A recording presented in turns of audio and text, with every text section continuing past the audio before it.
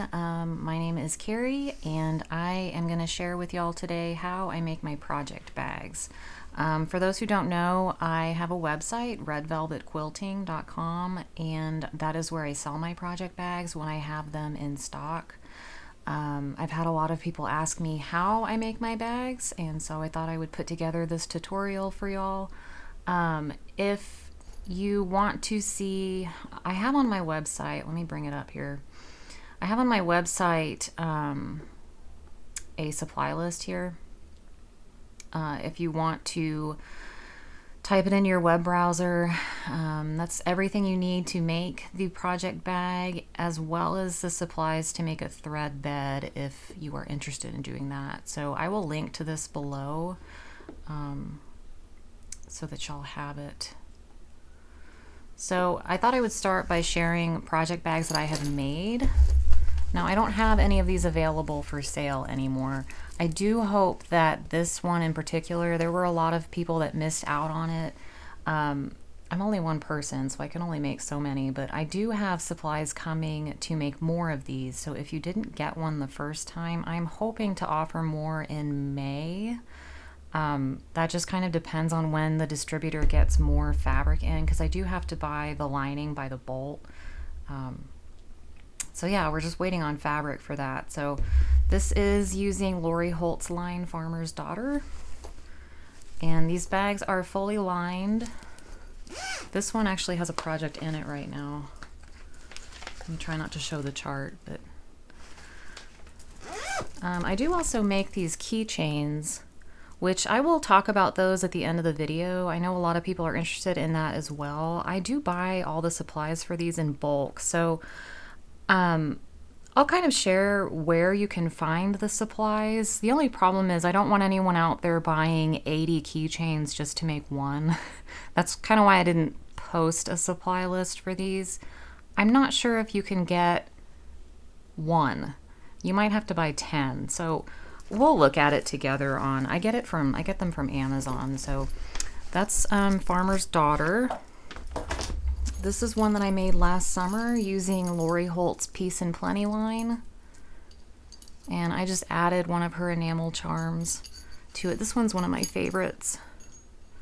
Really cute. I quilt the patchwork on my long arm. I have a Gamble Statler stitcher, so it's fun to get to bring them to life a little bit. This is Gentler Times by Lori Holt.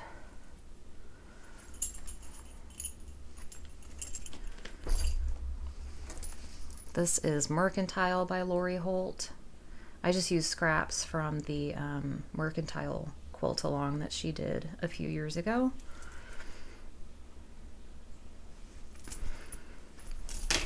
This one is the Lucky fabric line from Sweetwater.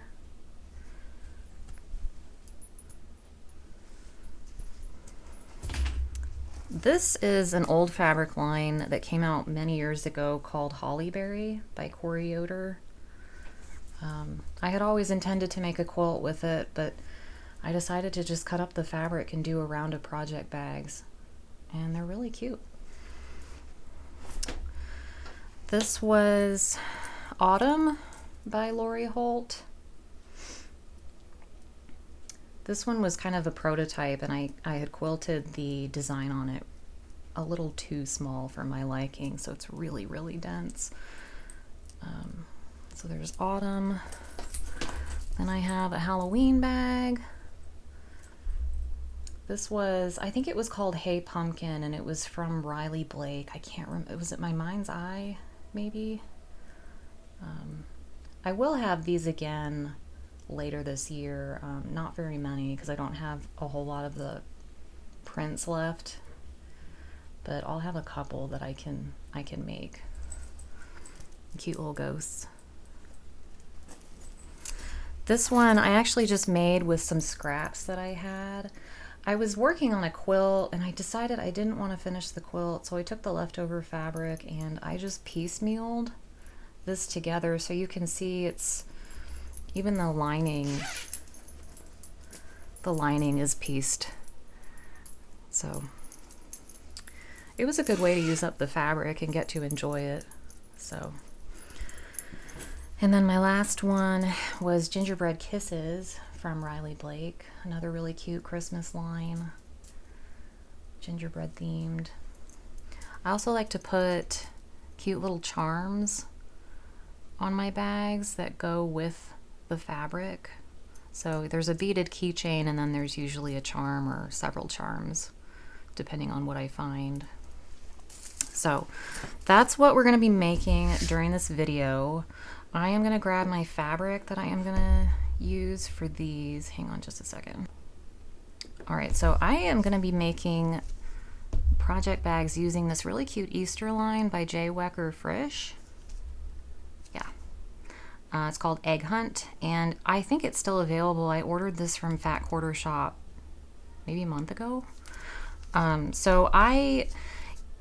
You need 42 2.5-inch squares, so you can get a mini charm pack, or you can just buy a charm pack. I find the charm packs to be a little bit more economical in terms of price, and you can get 4 bags out of one charm pack. So we're going to cut this stack of fabric into fourths, and I'm going to be making 4 bags today just because I wanted to have a few to give away to people. So I'm making 4. So I have my zipper. I buy my zippers from Wawak, WAWAK.com. I'm not sure if that's how you say it, but that's how I say it in my head. So I bought by the yard pink zippers just to have on hand, and so I have cut it to 17 inches. A 16-inch zipper though should be plenty. I just like to have a little bit of overhang because we're going to trim the zipper to size instead of trying to line it up. So I've threaded my pole on. The header fabric, which is the fabric that goes above the zipper, I am going to be using this yellow plaid. My backing fabric, the back of my bag, I thought this was cute. It says Happy Easter. One thing you've got to be careful about is directional fabric. Just be careful when you're cutting it that you're not cutting it so that it's sideways.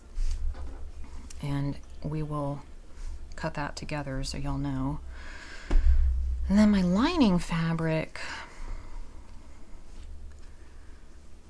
This is just kind of a cool, this is not directional actually. So that's what I'm going to use for my lining for inside the bag. And when I piece my patchwork, I use Bosal gridded interfacing. This is the 2.5-inch size, and when I say 2.5, it's 2.5 inches like unfinished. It will finish at 2 inches once you've sewn the patchwork together. So that should be linked on my supply list. Let's see if I can find it. Okay, so half a yard of Bosal 2.5-inch gridded interfacing. You can buy that from Fat Quarter Shop or your quilt shop, whatever shop you like to purchase from. I'm sorry, y'all. I have a crying dog at my feet now. Hang on. Okay, she wandered off.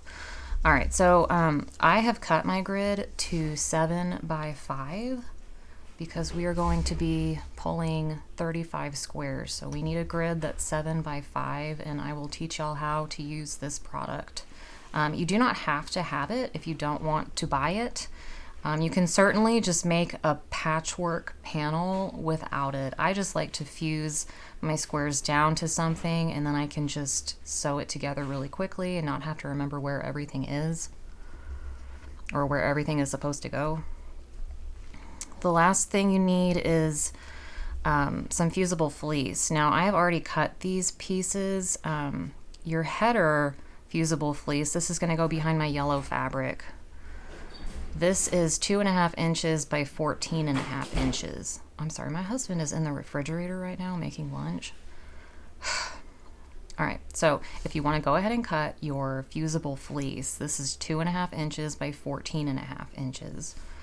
And then the back, which is going to be fused to my pink fabric here, this will be 12.5 inches tall by 14.5 inches wide. So I've already got mine cut. I am going to go ahead and start with my patchwork. So I'm going to move all this stuff aside.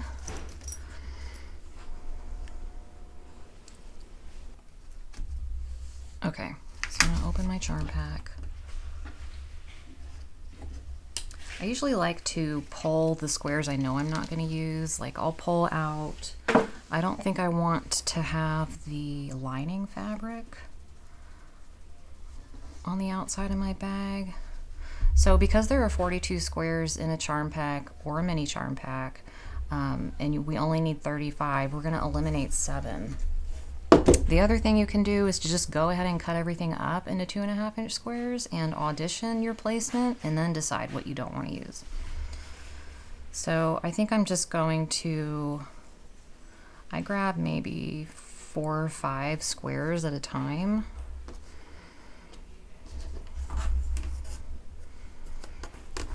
And I just use the lines on my ruler to cut it into 4s. And the nice thing about the gridded interfacing is if you're a little bit off, that interfacing will make it really, really easy to keep it lined up. So I'm just gonna make 4 stacks and keep cutting.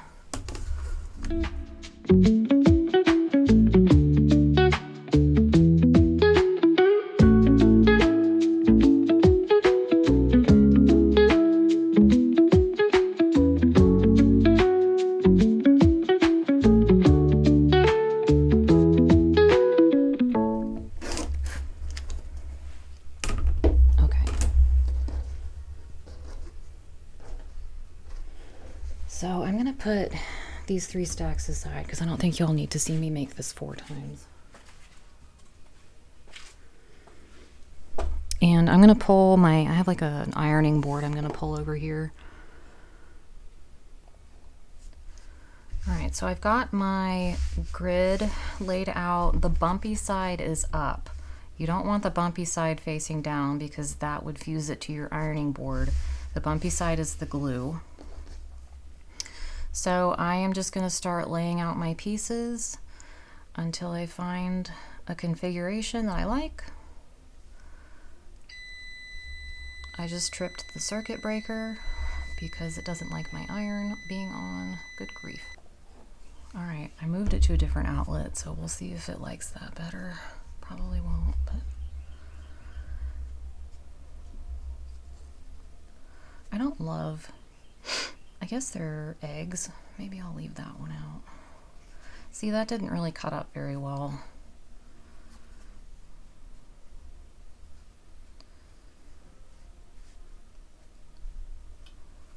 And I try not to overthink this.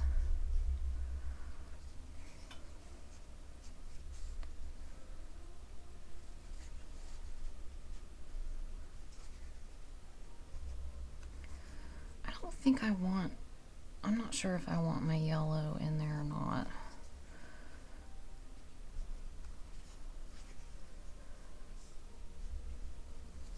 I love the pink. Always gotta have pink.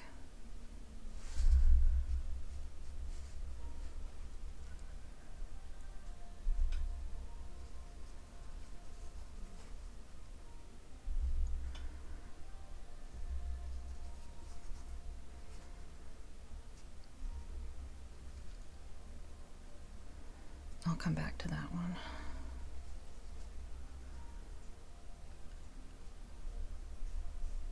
And you can see I'm lining my fabric squares up within those grid lines.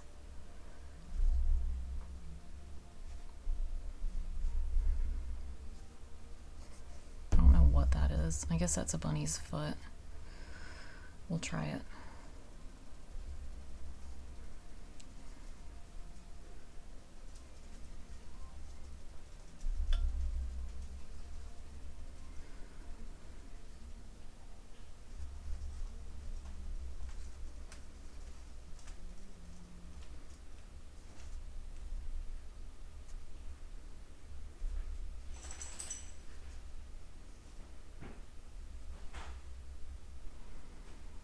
to try to not have my colors the same color touching.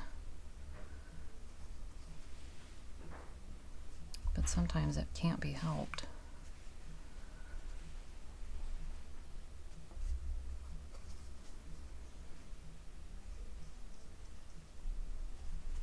Oh, wait, I think that goes like this.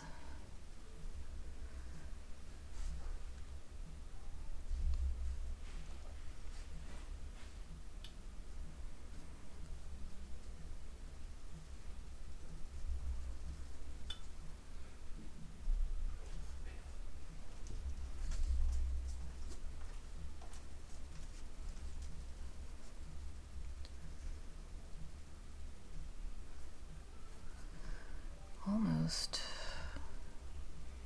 I don't like that. See, I've got 3 prints here that are not doing it for me. Maybe I do need some yellow in it.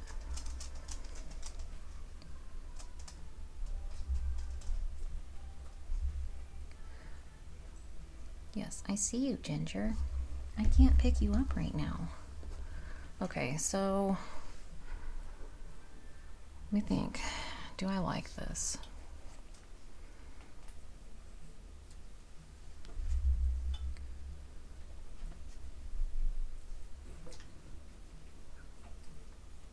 I think it's okay. I don't know.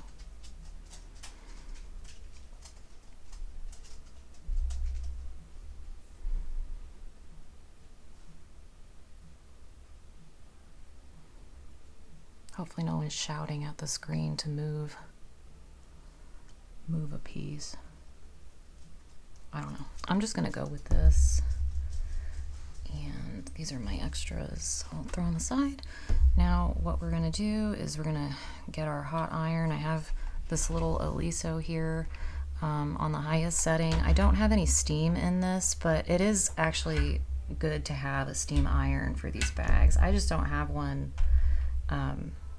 in front of me right now for filming purposes, so I'm just gonna lay the iron down and let the heat do the work. And I will come back after this is all fused together, so see you in a minute. Okay, so I've got everything fused onto my grid, and now I'm gonna go to my sewing machine and I'm gonna sew 4 seams. I'm gonna sew this seam, this seam, this seam, and this seam. And I'm sorry if you hear a crying dog at my feet. She thinks I can hold her and I really can't. So we're just gonna be sewing the long side for now. So I'm gonna fold my grid so my fabric is right sides together, and I'm gonna find my blue dashed line. Ginger, I can't, I'm sorry. And I'm just gonna kind of finger press, and I'm gonna take it to my machine and I'm gonna sew a 1/4 inch away from that blue dotted line. Okay, so I'm at my machine. I sew on a Bernina 770 QE. I know not everyone is going to have the same machine, but just for reference, that's what I use. So I'm going to sew a 1/4 inch, and you can backstitch if you want.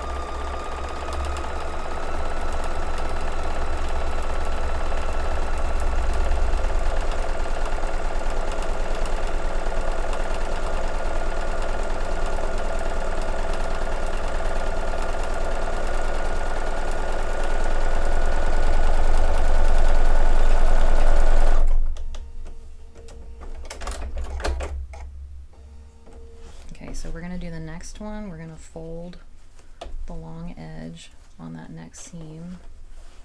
And we're going to do the same thing. And you'll notice my fabric, I don't know if you can see that, is not perfectly straight. That's okay. It's still going to be within the 1/4 inch seam.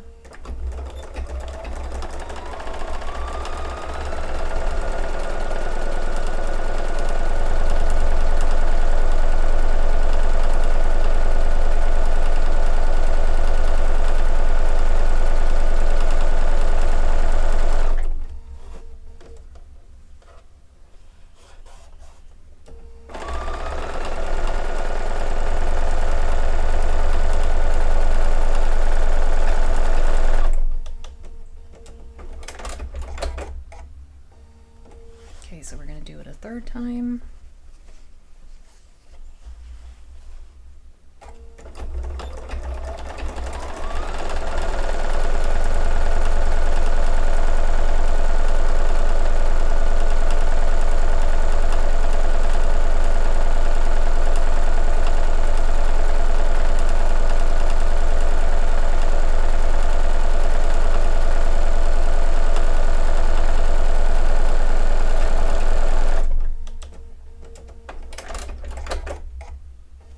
And one more time.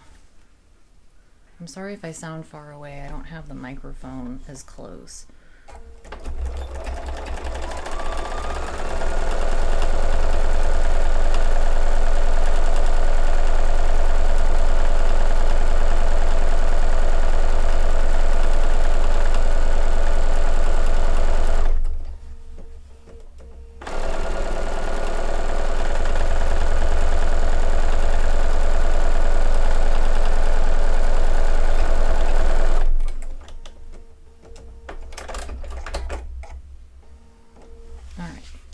So we've got our grid and we've sewn the long side. So now you're going to get your fabric scissors. I like the Karen K. Buckley scissors, and that is because they're very ergonomic and my thumb doesn't hurt after cutting so many pieces. So what you're going to do is you are going to clip up to your stitching line but not through it, and you're going to do that on the blue dashed line between every square. So you can kind of see I don't go through it.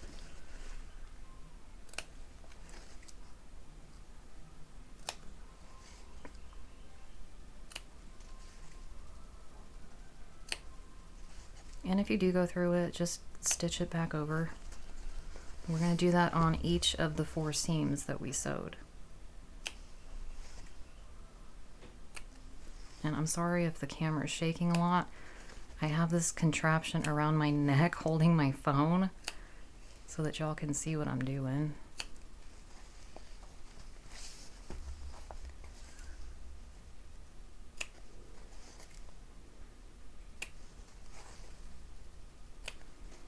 Look at how sad this dog is. She thinks that I should be holding her. So she's pouting.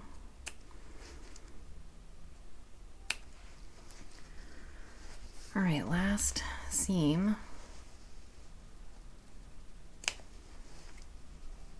And if you feel like you're cutting through your fabric, that's okay. You just want to make sure that you're cutting on that blue dashed line. Some of them you might be cutting a little bit on the fabric. That's okay.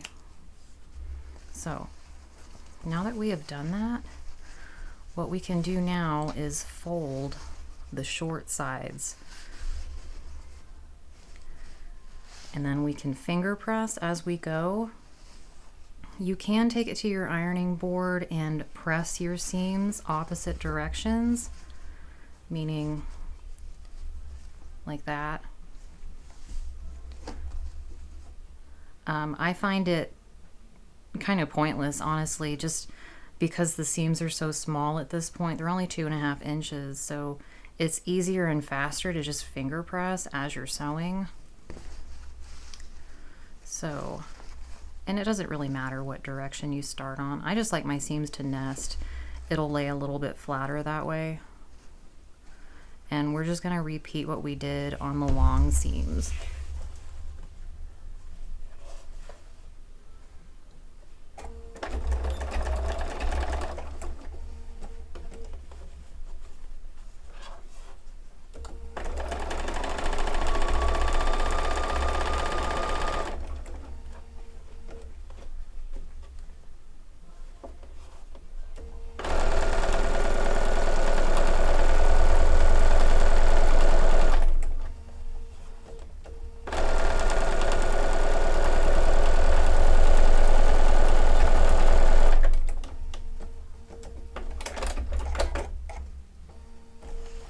Okay, so I'm going to do it again.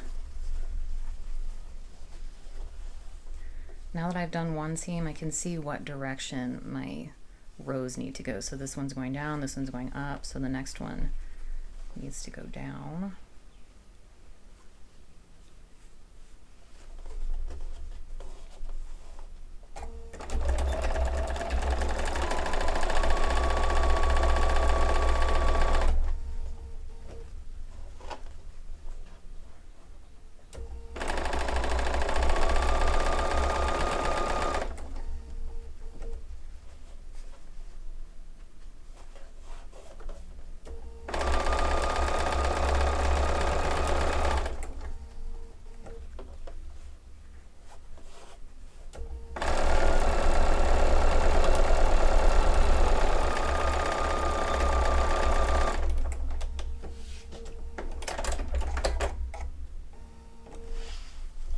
So we're going to keep going. So the one behind it needs to be going up.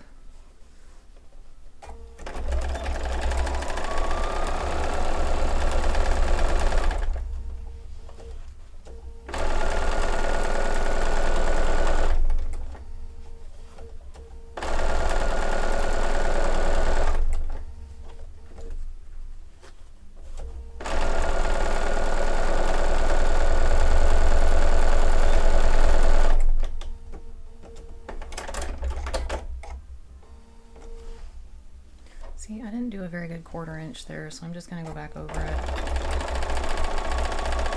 I got one eye on my machine and one eye on my laptop screen so I can see what y'all are seeing.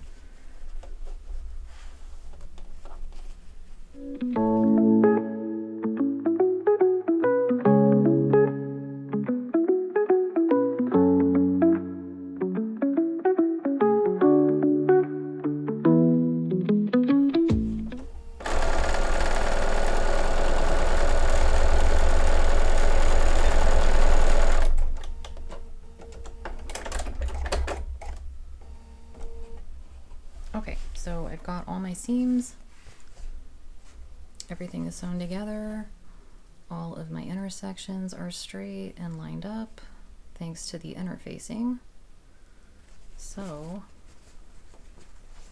I will show y'all now how I press it. This is like how I'm filming, so I apologize if the camera is really shaky, but I am going to take this to the ironing board behind me because I want my big iron for it, and my big iron has a lot of steam in it, so it's my husband sneezing. Okay, I'm going to the ironing board, and y'all probably won't be able to hear me after this, so I'm not going to say anything. I'm just going to show y'all how I press it. And if you can hear this one crying, I'm sorry. Okay, so I have my big iron here. And I'm going to press this from the back.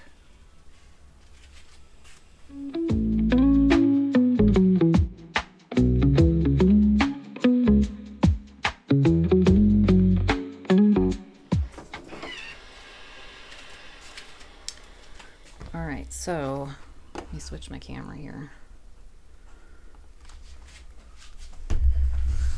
So that is the pieced patchwork grid using the Bosal interfacing. Again, you don't have to use the interfacing. I just think it makes it a little bit easier, especially if you're making like 48 at a time like I do. And yeah, you're pretty much guaranteed those sharp intersections and nesting seams. So from this point, Ginger, I'm gonna go feed the dog so this one stops crying. All right, they're eating. So what I'm gonna do now is make my other 3 panels. I won't film that just because y'all don't need to see it 4 times, but after that I'm gonna quilt these on my long arm, and I will kind of show you the process for that as well.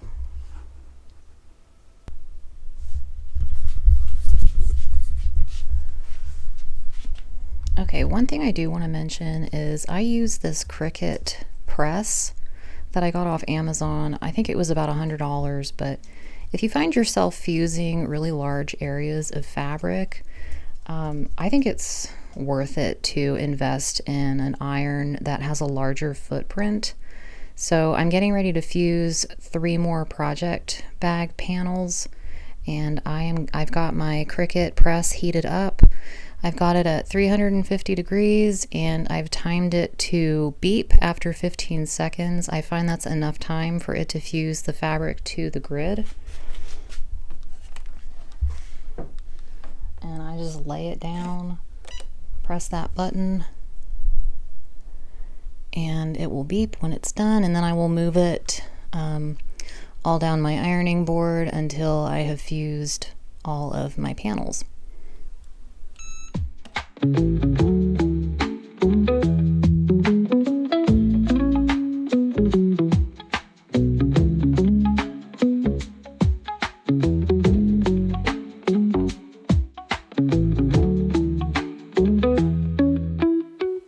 Alright, all my patchwork panels are quilted, and so now what I'm going to do, I've cut them apart already. I've got 4 here.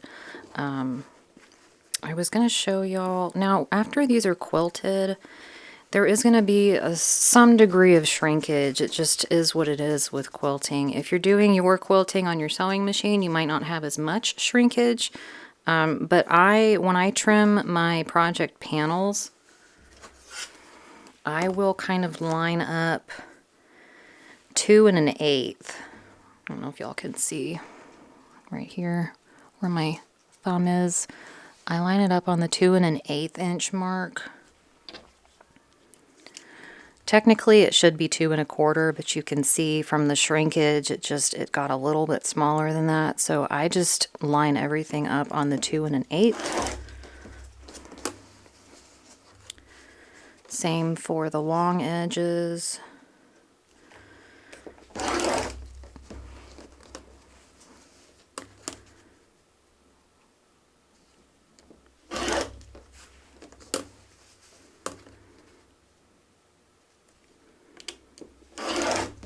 Okay, so the finished size of my project bag patchwork panel is 13 3/4 by 9 7/8. So yours might be a different size. I would encourage you to trim it similar to the size that I'm showing here, just because there are other pieces. That's just how I always do it. I don't want anybody to get super far into this and then find out that their lining is too small or anything like that. So that's 9 7/8, almost 10 by 13 3/4. So the next thing we're going to do, we're finally going to sit down at the machine and assemble this bag. And what you will need, now on my Bernina, my zipper foot is a 4D. That is the foot I use. You might be able to get away with not using a zipper foot at all. It depends on your machine. The thing I will say the most, I've watched a lot of project bag tutorials and they've all been extremely helpful. I will say the one thing I do differently is I do a basting stitch before I do the actual stitching on just about every part. So you are going to take your zipper, make sure the pull is on the left side if you're right-handed. Okay, your zipper should open like that. And the first thing we do is we are going to lay the zipper at the top of the bag. Make sure you're actually at the top and you're not upside down. All my text prints are right side up. So the first thing we're going to do is run a basting stitch about 1/8 of an inch away from the edge of the fabric. So I'm going to go to the machine and do that.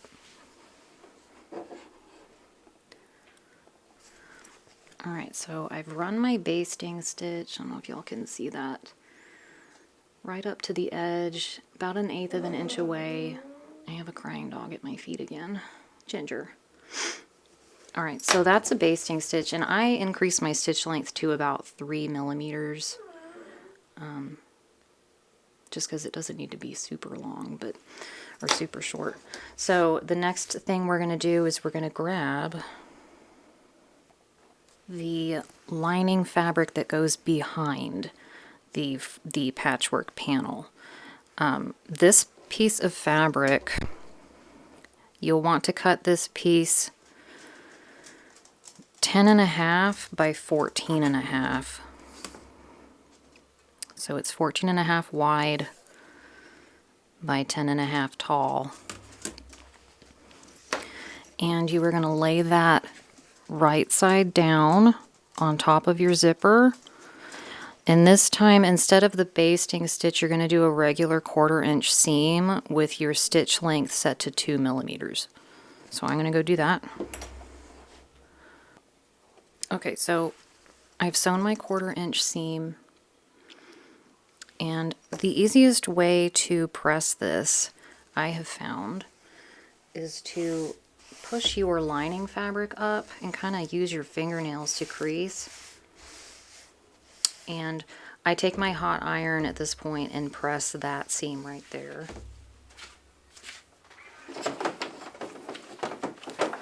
Not sure if this is going to reach.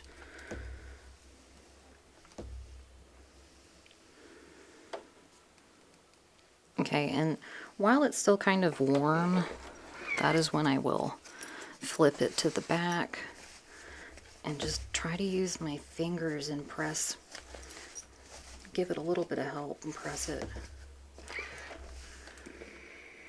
And like I said, a steam iron really helps. And then I will press from the other side.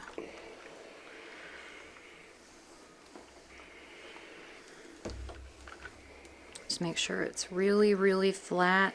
If you want to, after this, you can top stitch along this edge. I personally do not like the look of it, especially if I've done a cute quilting design. I feel like it distracts from it. But if you have quilted your bag and just done lines, like lines along the seams, then it will definitely not be as noticeable as it would be on this piece.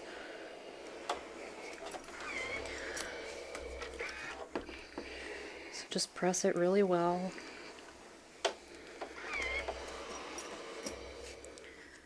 And now we are going to attach our header piece, but we're going to baste it on first. So your header piece needs to be 2.5 inches wide by 14.5 inches, well, 14.5 inches wide by 2.5 inches tall, technically. And you are going to want to fuse that to the piece of fusible fleece that you cut earlier. So I'm going to lay that face down, line up the edge with my zipper, and I'm just going to do another basting stitch 1/8 of an inch from the edge along the top here.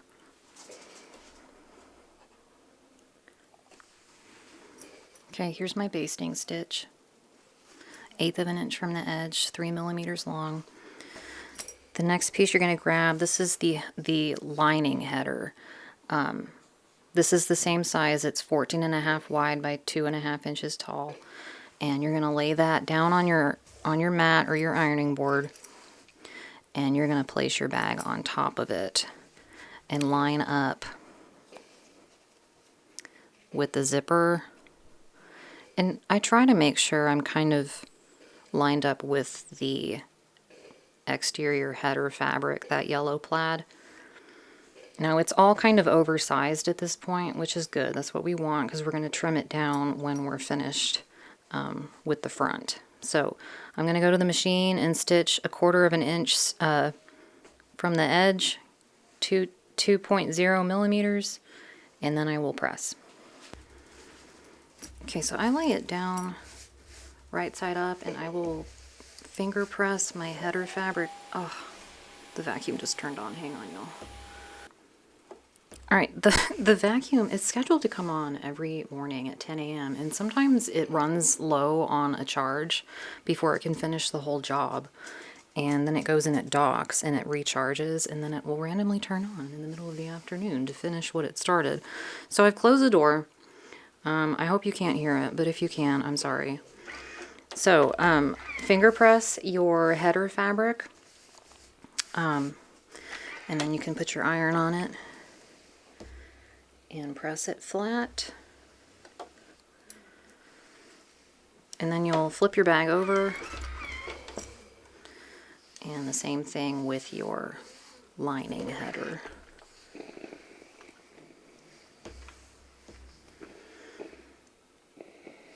Just make sure you've pressed it really well. You don't want it to get caught in your zipper. And again, if you want to, you can do a top stitch along that edge. So one more thing we're going to do before we trim up the bag, and that is attach our large lining piece to the top with a basting stitch. So let me put this iron back. The large lining piece, you will want to cut this 14.5 inches wide by 12.5 inches tall. And you do not need to interface it or anything like that. We're going to lie it on my ironing mat. And then we're just going to lay it on top. So you want your right sides of your lining touching. And then we're just going to run another basting stitch just across the top here, about 1/8 of an inch from the edge.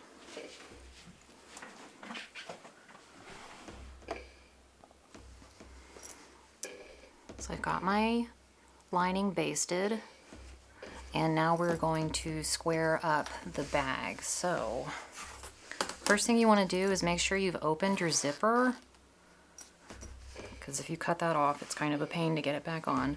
And I'm going to line up, once again, I'm going to line up the 2 1/8 inch mark on my patchwork. And I'm also going to try to line it up on the seam of my header fabric, just because we want it to look as straight as possible. And if you've got an old rotary blade, it's a good idea to use that, since you'll be going through a nylon coil zipper. That will dull your blade faster.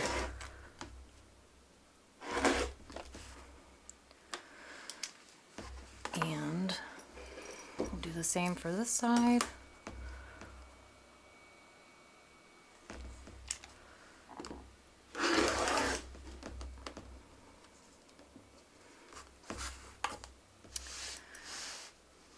And for the bottom.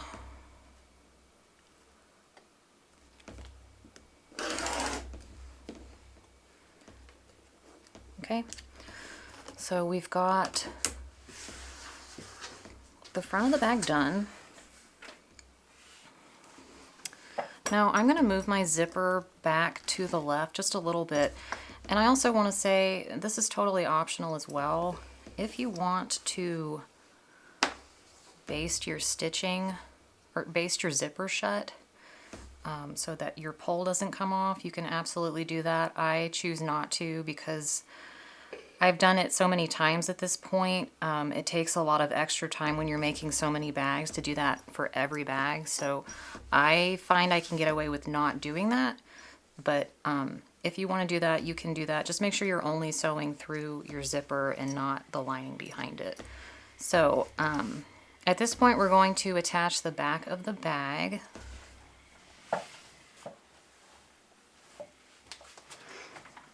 So this is my backing.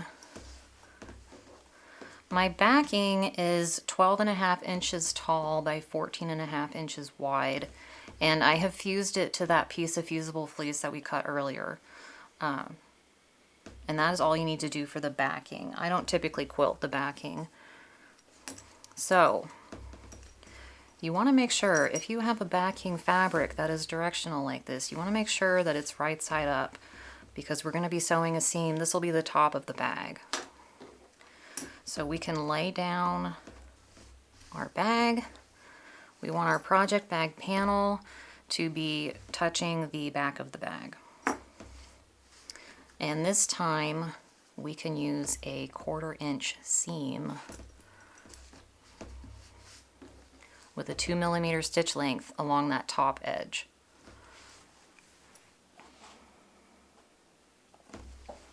There's my 1/4 inch seam.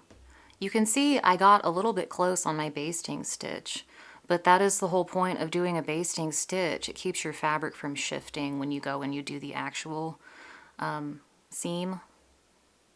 So now we're going to trim the excess backing. Now I didn't attach it before because if I were to wait to trim the front of the bag, I wouldn't be able to see where my patchwork is. So I trim before I add the back and then after I add the back. And this might be a little awkward for some of you. It is a bit of a risk, but when I trim my backing, I find I get a cleaner cut if I trim it this way with the ruler on the left of the bag. So ideally, probably, if the quilt police are watching, you would want to cut like this, but that zipper is bumpy, you've got the pole there, and it can just make for a jagged edge. So you can do it however you want, just be careful. So I'm going to take off, I'm just lining it up with what's already been squared. And it is a good idea to pull your lining fabric away, just because I have gotten that caught. It hasn't been catastrophic, but it does create a bit of a jagged edge if you catch it.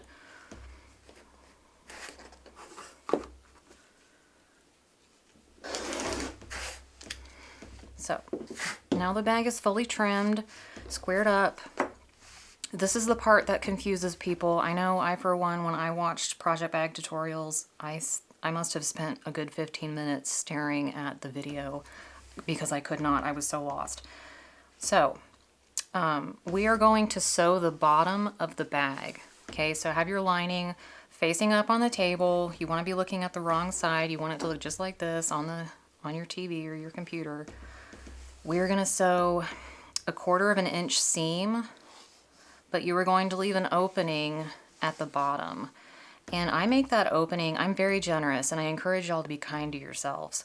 Make that opening as big as your fist, because when you go to turn it right side out, you don't want that to be a terrible experience. So I make my openings sometimes 5 or 6 inches wide, and I mean, nobody sees it, so you might as well make it easy. So you can pin or clip if you want to. I don't typically, but you're going to go to your machine and just sew 1/4 inch seam and leave an opening on that edge. So I'll show y'all. I don't know if you can see where I started and stopped my stitching. I backstitch 3 or 4 times at each end and where I start and finish. And my opening, I can get my whole hand in it. Okay, so that's the lining. We've closed up the bottom of the lining. Now we're going to close up the bottom of the bag, the outside of the bag. So you're going to do the same thing, only this time you are not going to leave an opening. You're going to sew straight from one end to the other using a 1/4 inch seam.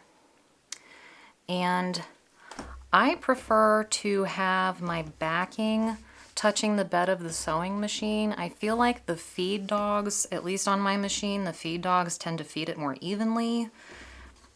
You can see how it goes for you. I'm not, I mean, of course I could also clip it or pin it and it might work a little bit better, but you're just going to sew a 1/4 inch seam along the long edge.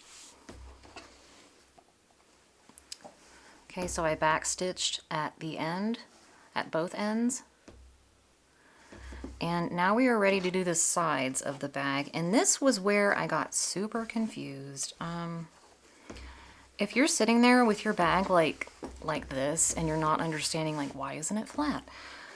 I'd recommend finding your fusible fleece side, lay that out flat. That is how the bag should be.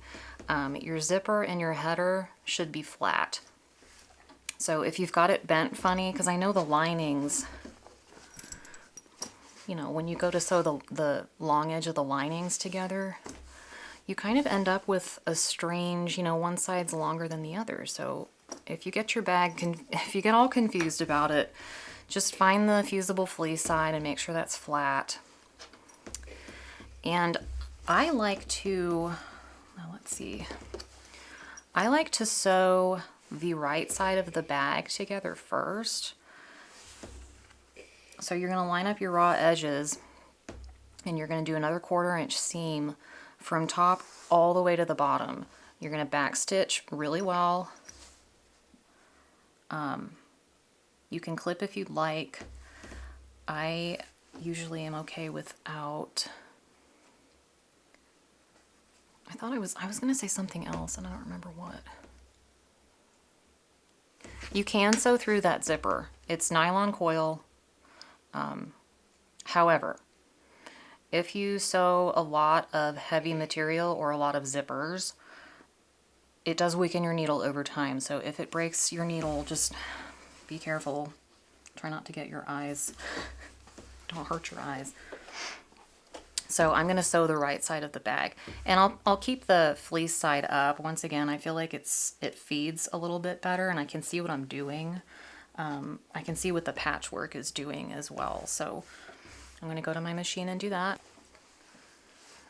All right, so I've got the right side of the bag stitched, and you can kind of pull back your layers to make sure you caught everything in that seam allowance. Optional, but a good idea. And I feel pretty good. I've gotten all my layers in there. So now we're going to do the left side of the bag, sorry. And I'm going to do it with the fusible fleece facing up. And it's at this point where I will tuck in my label. These are from Ever Emblem, and they are, I think, 1.5 by 4 inch satin labels that fold. So I'm going to fold my label, get a crease in it.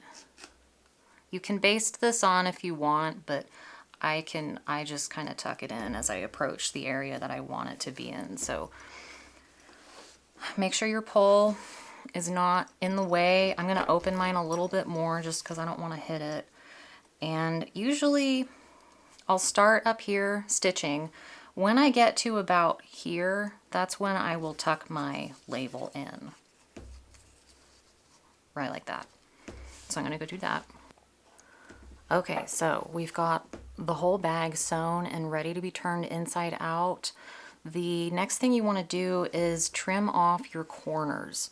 And I'm going to try to get really close to the camera and show y'all how I do it, because you don't want to poke through your corner when you are turning it right side out. So I do not trim right up to that intersection with the thread.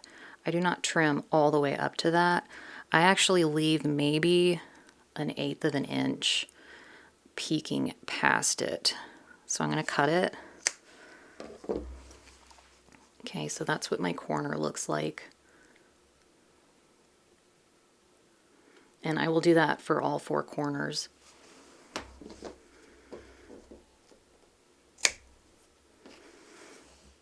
That one was a little close, but I backstitch like crazy as well. So as long as you're backstitching everything,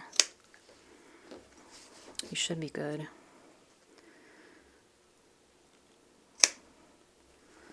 Okay, there's my corner.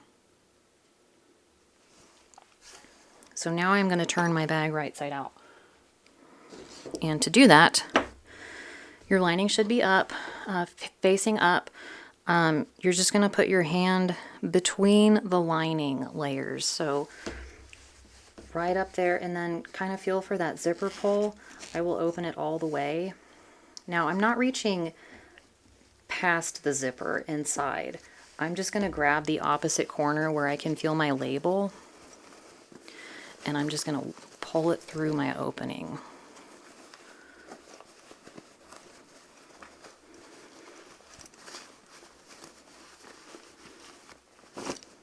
Okay, so your lining should be fully exposed now.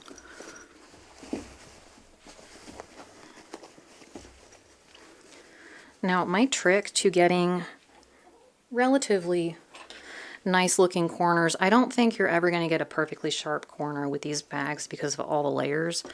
But I use a, let's see, what is this? This is a 4mm crochet hook.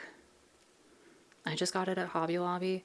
This is what I use to sharpen my corners if I'm trying to press something right side out.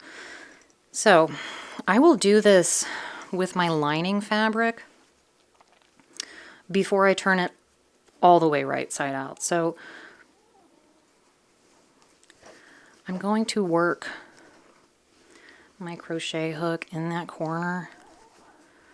I hope you can't hear Coco snoring.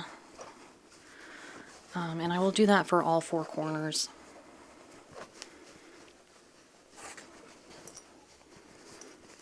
And I do think doing this extra step results in a nicer corner overall. I've tried it both ways, and I do like to do this with the lining before I turn it right side out completely. Okay, so we're going to close this opening now, and I just top stitch it with my machine. You can hand sew it if you want. Again, no one's looking at that. So this is actually the part where I do clip it. So I'm going to get my clips.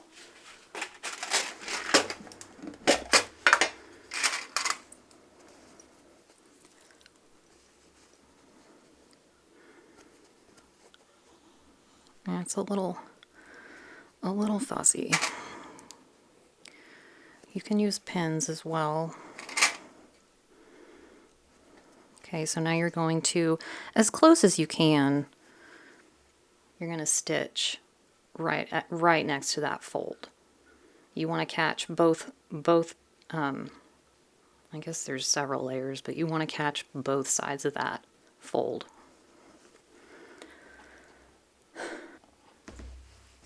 Okay, so I top stitched as close as I could to the fold. It's not perfect, but like I said, you really do not see this part of the bag at all. Now at this point, if you want, you can iron the bag. Sometimes I get some nasty wrinkles when I'm turning it right side out. This looks okay, but I'm still going to hit it with the iron.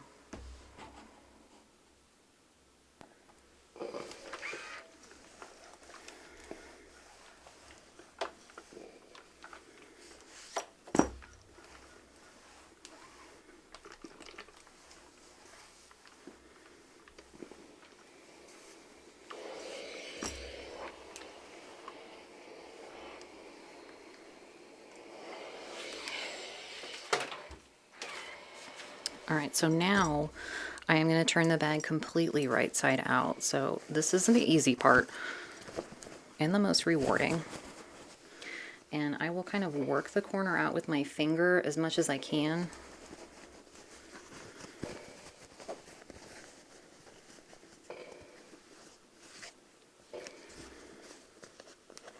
And we're going to poke them a little bit sharper with that crochet hook,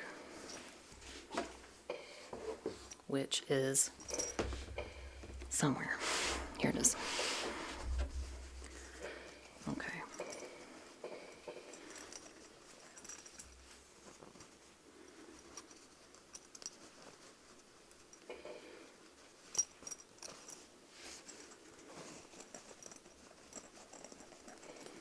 And hopefully if you didn't cut too close to your corners when you were trimming those corners off, hopefully you don't go through.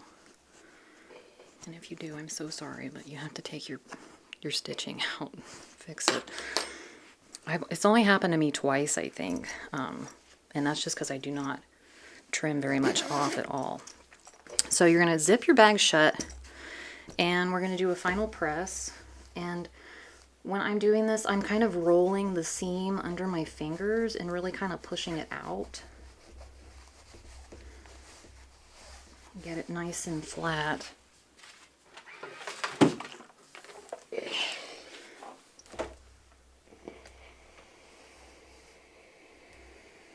And we're just going to press one side at a time.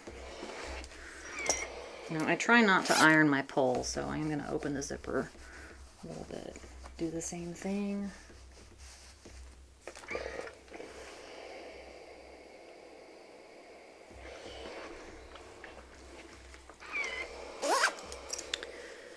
And then we'll do the bottom. Just roll the seam until you've got it pushed out all the way.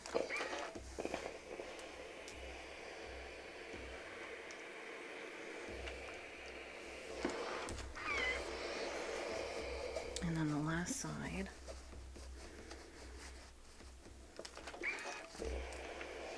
It's okay to iron these zippers. I don't do it if I don't have to, but they do withstand the heat. Okay, so there's the front of our bag. Now we need to press the back because the back always gets a little wrinkly.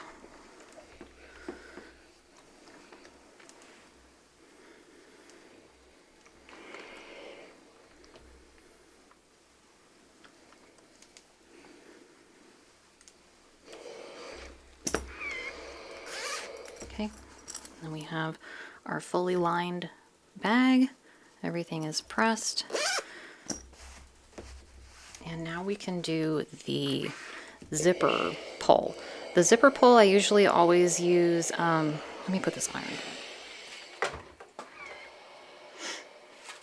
I always use a scrap of my header fabric just because I usually have quite a bit of that left over.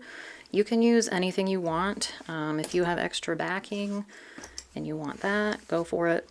I'm gonna show y'all how I do these, but the majority of you will not be able to do it the same way I do it just because I use a special tool for the Bernina. But I will go over a couple of options for y'all on how to do these zipper pulls. So the first option y'all have for these, if you have a 1/2 inch clover bias tape maker, you can use this, and I cut my strip 1 inch wide, and really not much of a length in mind. I like to have my zipper pulls 8 inches, so this is way more than 8 inches, but that's just because I like to stitch it and then pick the prettiest part of the zipper pull to use. So to get it started through my bias tape maker, I'm going to make a little point on one end with just some scissors. Doesn't have to be perfect. And then I take some Best Press starch and I just spritz it. You don't have to saturate it. And I will iron just the tip of this to get it dry enough to go through the bias tape maker.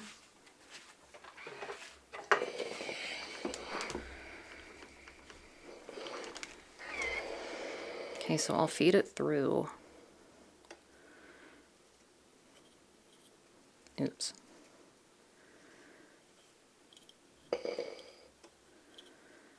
And if you're having trouble, let me get a pin. If you're having trouble getting it to come out, you can get a pin and stick it in that opening and kind of help it. So I lay it down on my ironing board like this. See how I want to do this. And I will just move it across slowly. Try to make sure it's straight.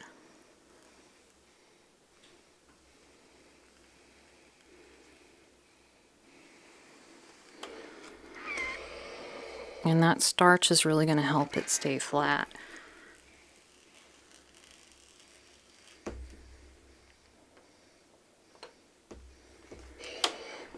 Okay, so you should have a piece like that.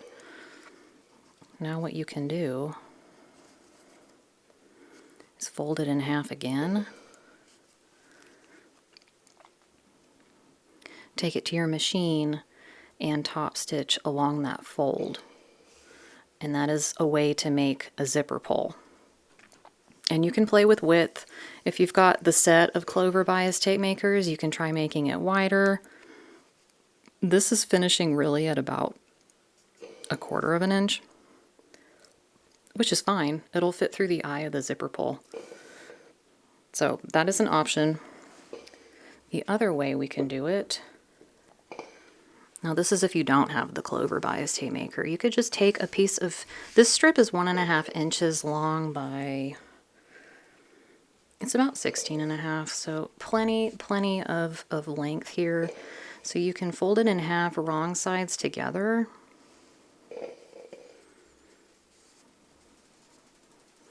Give it a press, kind of like you're making quilt binding.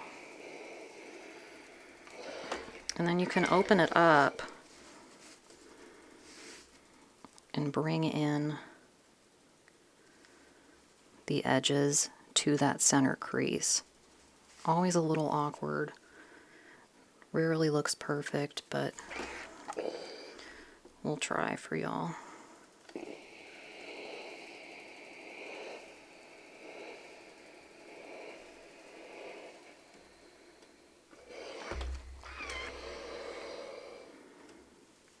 And I usually burn my fingers when I do this part. Okay, so then you'll match, you'll bring in the other side to that center crease.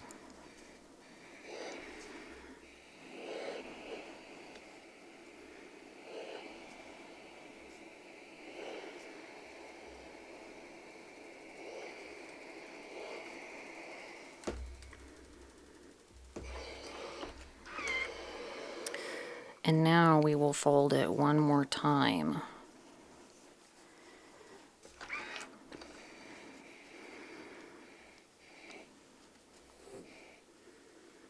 And like I said, I only really need about 8 inches of this, so whichever part of it looks the nicest is the part that I'll use. And probably a little spritz of Best Press would be helpful as well if you didn't already do that.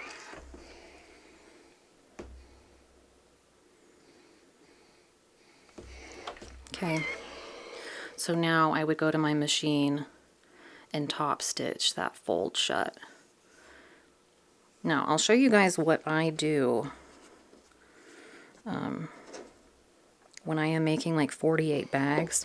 I don't want to do that 48 times. That would be very painful. I don't think I would even have zipper pulls if I had to do that. So let me get my supplies and I will be right back.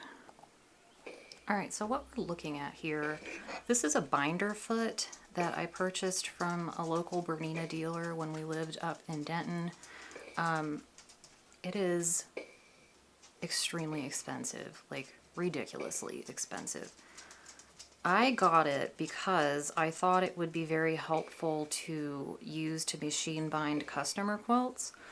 And I used it once and I did not like how it looked and never used it again for that purpose. So I'm going to screw this onto the bed of my machine. The foot I use with it is 95C.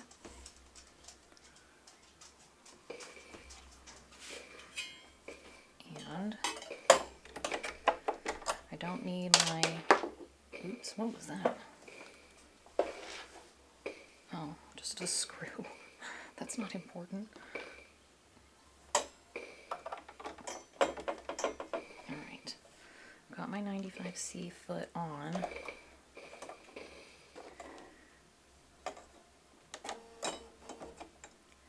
Okay, so I need to screw this piece on. This is really kind of a cool technique if you want to make a bunting. You can use this attachment. Okay, so I'm ready to go. Get my threads underneath my foot. Now my strip, I've cut 1.5 inches by width of fabric, and I'm going to do the same thing I did for the bias tape maker. I am going to cut a point and I am going to feed it into this contraption. Kind of use a pin to help get it going.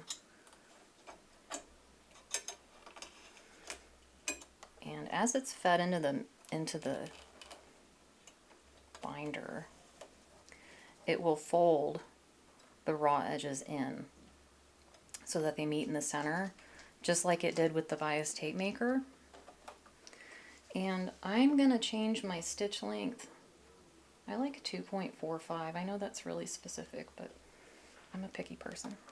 So just kind of get it started a little bit. And like I said, I'm gonna use the prettier parts of this. So I am gonna hold on to my tails and start sewing.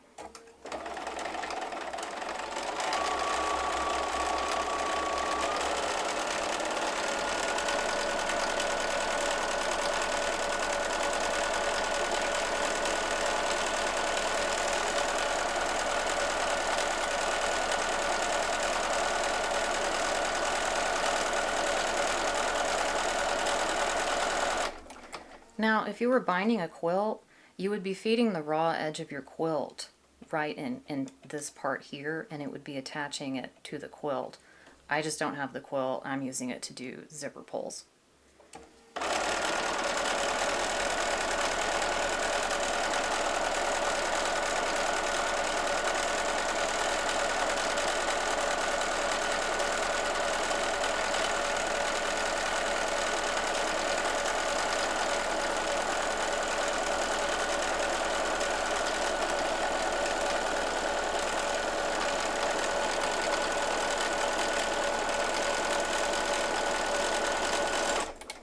And that's it.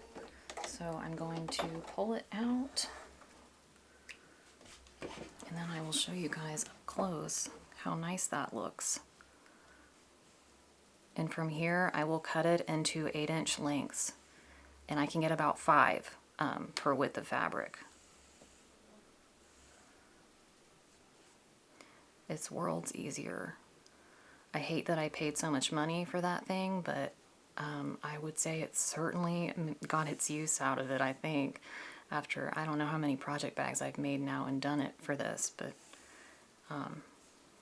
you know, if you've got a gift certificate you're trying to get rid of, maybe you could grab one at your local Bernina dealer. So I'm going to cut these into 8-inch lengths. I'm going to put the camera back on the mount because I've got it around my neck and it's weird.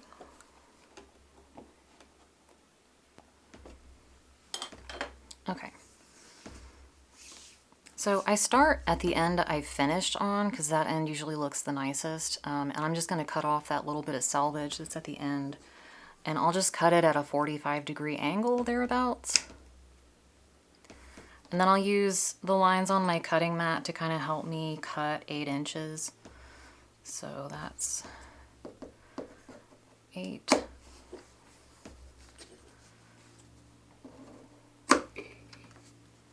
And I only need 4, since I'm only making 4, not 5.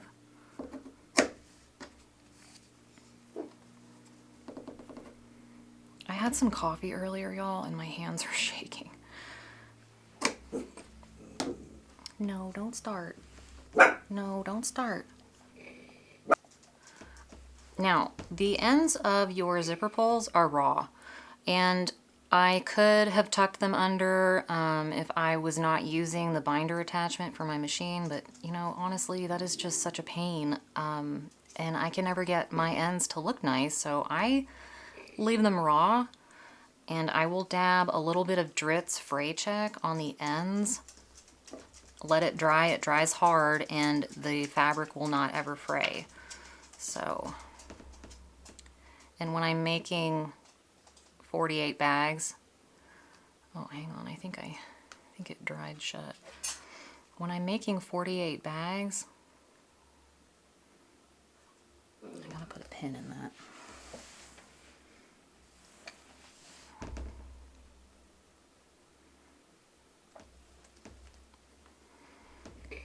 There we go. I barely apply any pressure to the bottle. I just let it dribble out. I don't want to get a big glob of it. I feel like that's not even.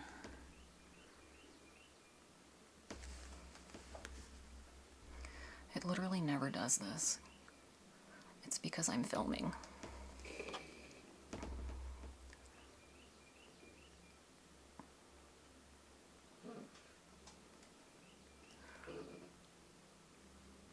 All right, I think I need to cut it. The opening's just not big enough. It's a fairly new bottle. There we go. See, there's a good drip coming out of that now. So I will do that to both ends. Just want it to be wet.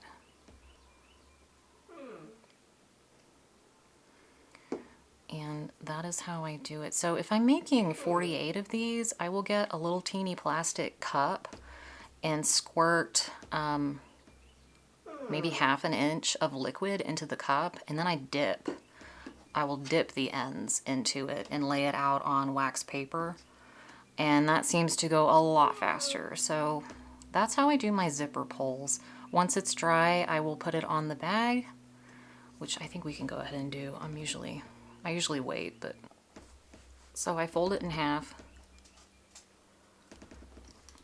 and I put it through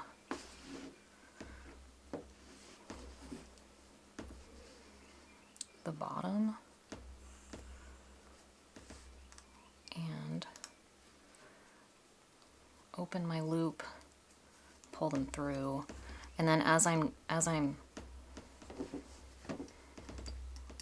that is not how I do it. Hold on, y'all. I'm kerfuffled.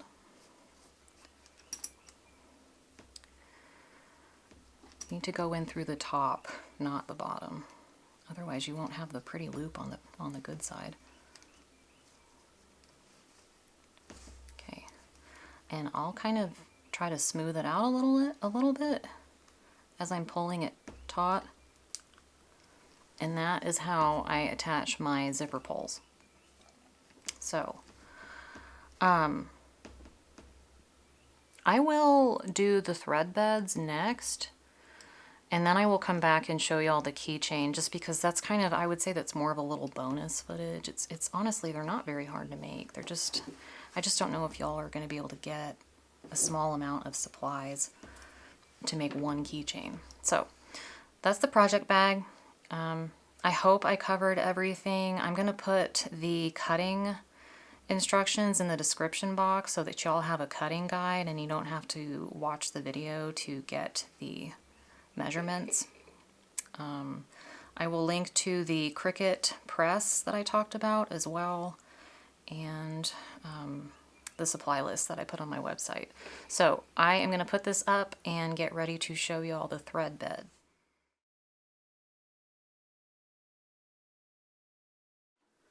Thread beds. Okay, so what you're going to need for your thread bed, I use Warm and White batting.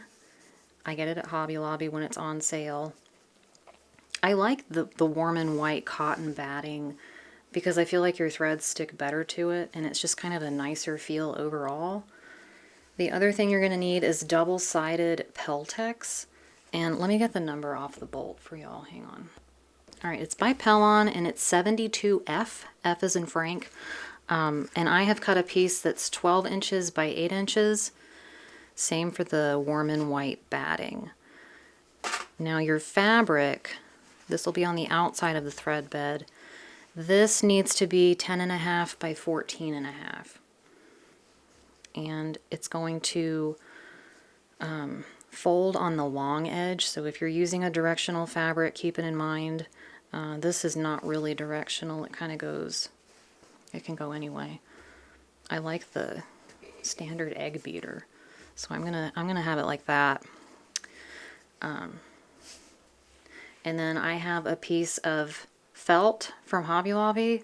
I get 8.5 by 11 inch sheets for about 25 cents. Sometimes you can get the thicker, nicer felt for 39 cents a sheet. So I just cut with a rotary cutter a nice little piece of felt and set that aside for now. So what you're going to do, you're going to go to your ironing board.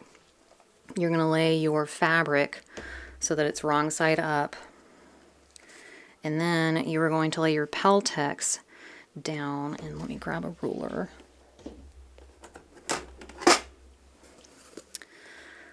I will lay my Peltex 1 1/4 inch in from the side of my fabric. So that's the short edge, the long edge. Sorry if y'all can't see that. I wish I had like a whole crew to do this for me, but it's just me. Okay, so it's 1.25 inches from each side of the fabric. Try to get it as close as you can. And then once you've done that, now my Peltex wants to move on me because it's not totally flat. It's a double-sided fusible, so if you put your iron on it, you're going to get glue on your iron. So you just kind of have to deal with it. Now your warm and white, there's kind of a pilly side, and I don't know if y'all can really see that. There's a pilly side, and then there's a nicer, flatter side. I put the pilly side down, and I will kind of line up my batting on top of that Peltex. Trying to make sure it doesn't move. I'm going to weigh it down. I'm going to grab my iron.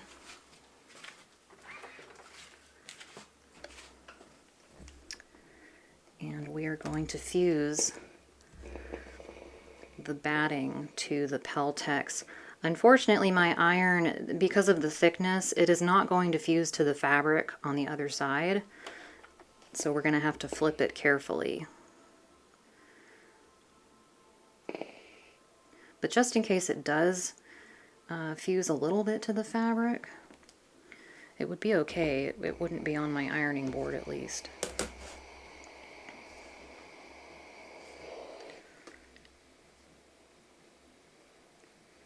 And I'll usually use my Cricut press for this so that I don't get these weird triangle shaped iron marks.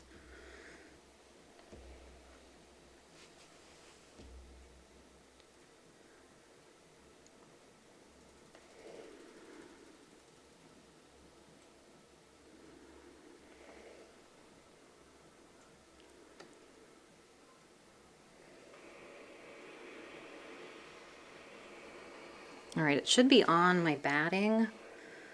I don't think it is going to be on my fabric. Oh, it might be a little bit. Okay.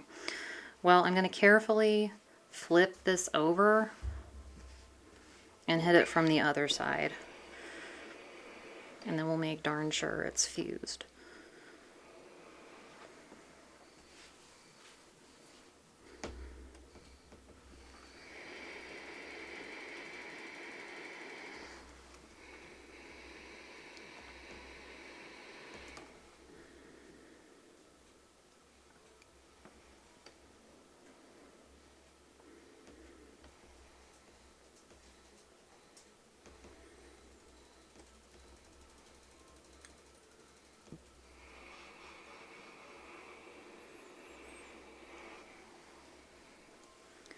Alright, I think it should be on there pretty good. It sure feels like it, so. Alright, so we're done with the iron. I'm going to push this out of the way.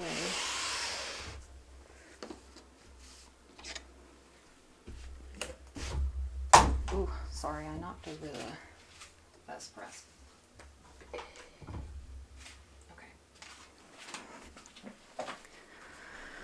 So this is where you're going to need your wonder clips, and this is going to be fiddly, so it's going to take a minute to do this because, like I said, it's just fiddly.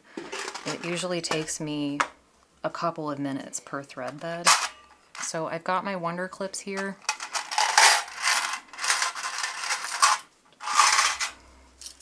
Probably going to need quite a few of them. So what we're doing here essentially is we're binding it and finishing it in one step. So you're going to start with your corners. You're going to bring them in, and I will finger press a crease here so y'all can see. Okay, you can see I put a crease here. Now usually, because the Peltex is thick, you're not going to get a sharp point. If that happens, well, I'll show you what happens. So I'm gonna bring my end in, bring my edge in, and then fold it one more time. And then I will do the same for the other side. Now you can see that is not the sharpest looking corner. What you really want are these two corners to meet and not to have this huge gap. So I'm gonna unclip it. This time, instead of folding it all the way to the corner of the Peltex, I'm gonna fold it 1/8 of an inch away. So there's gonna be a little bit of empty space right here. So now I'm going to try again, see if I can't get that corner nicer. And sometimes you've got to do this several times. So that is much better. That's a much nicer looking corner than the one I had.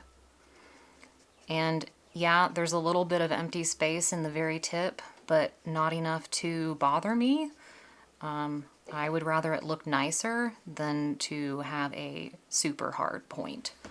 So we're going to do that all the way around, starting with your corners.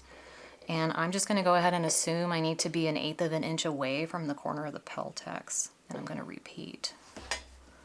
And we'll see if I can do that again, because that turned out pretty nice for only 2 tries.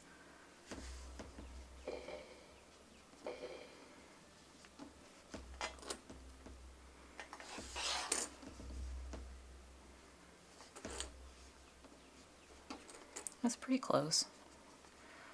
Pretty close, but maybe I can do better.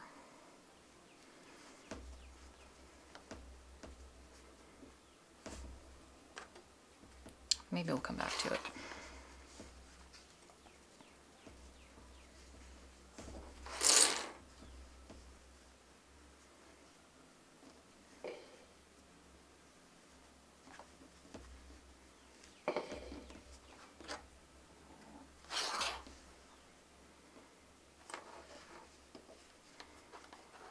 Dang, I'm just on fire, y'all.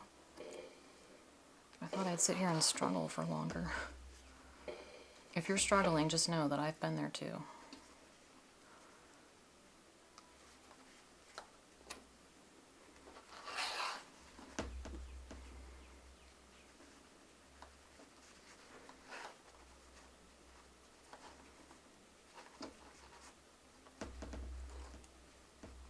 All right, so I've done my corners. And now I'm just going to go back and do the edge, the long edge.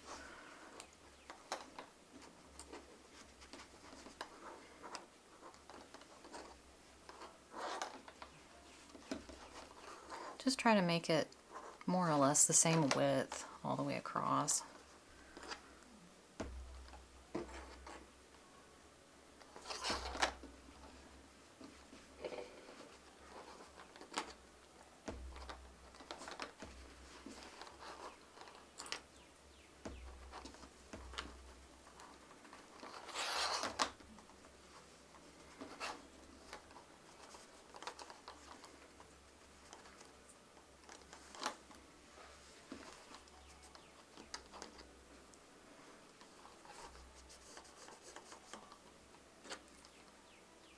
Look at that.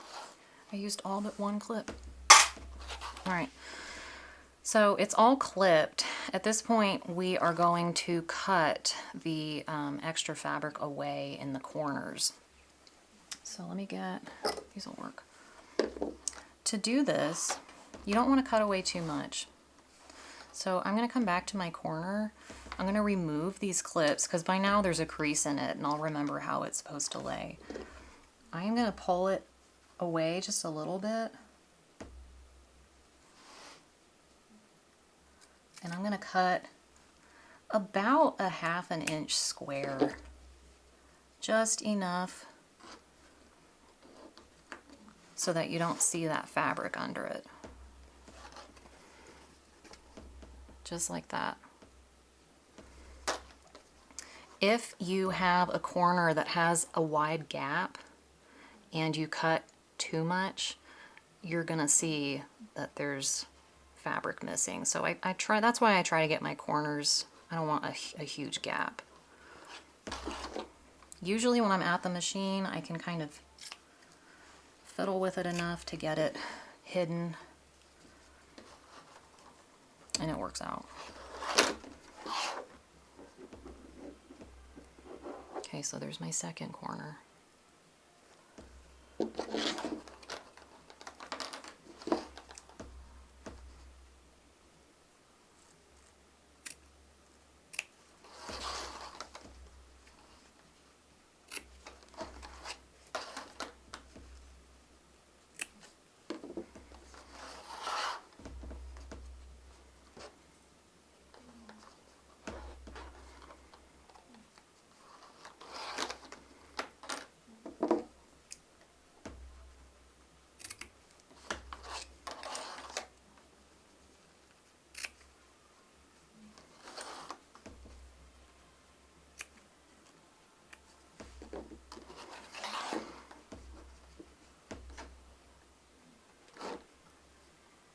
Okay.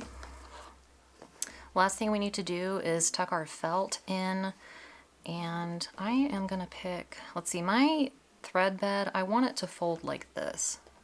And this is kind of a personal preference. You can put your felt, your needle, your felt wherever you want. I like to put mine on the inside, top right. So I'll take my clips away and kind of tuck it underneath the binding. Okay. So now I'm going to take it to my machine and I'm going to stitch about 1/8 of an inch away from the fold. So you're going to lay it on your machine with the warm and white facing up, and you're just going to go all the way around. Now when I start my stitching, I like to start right around here because that is the back cover. And it won't be as noticeable if you were to start it like on the front, like up here. You don't want it to be noticeable where you started and stopped. You're going to backstitch beginning and end, and I will meet y'all back here. So I've sewn around the edge about 1/8 of an inch from the fold. You can do any kind of stitching you want here. You can do decorative stitching, totally up to you. And I started my stitching right here where my thumb is. And you really cannot tell, at least on the inside. Now the outside, it's a little chunky there. But again, it's on the back cover. So at this point, you want to go back to your ironing board, and you're going to fold the book in half. You could also just leave it flat if you want a flat thread bed, totally up to you. So I'm going to get my iron and I'm going to press this flat.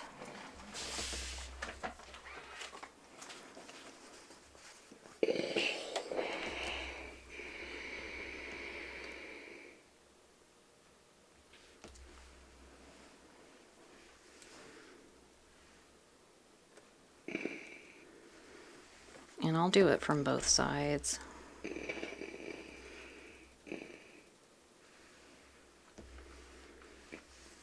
Make sure no creases.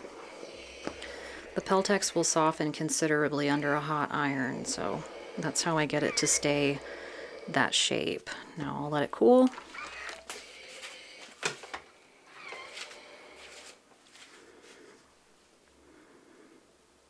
The stitches look pretty good. I'm proud of this one.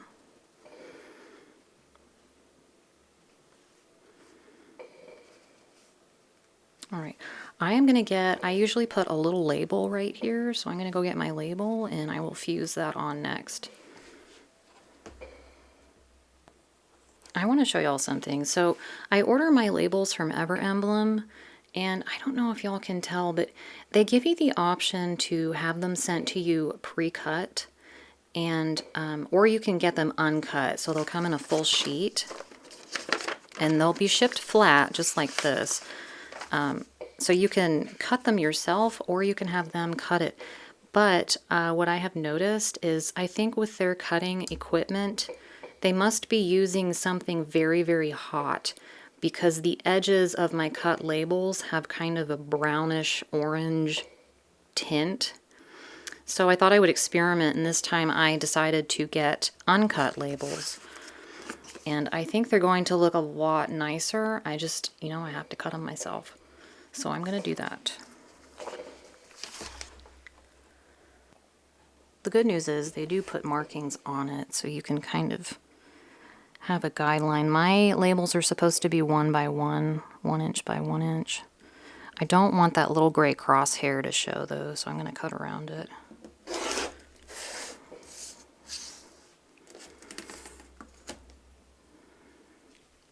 So 1 inch.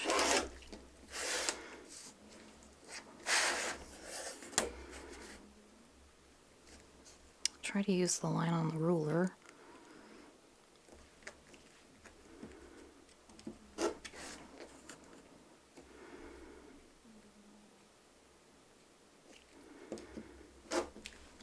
Okay, so there's my label. I'm not going to cut all of these right now.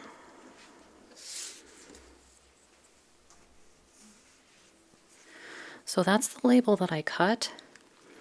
This is the label that comes pre-cut. You can see there is, it's almost like it's burned a little, like it's scorched.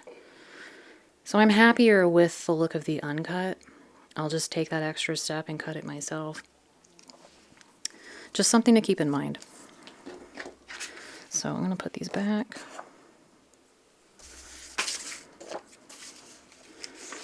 Very reasonable prices too. I think I got 160 for 30 something maybe. And they have so many different types.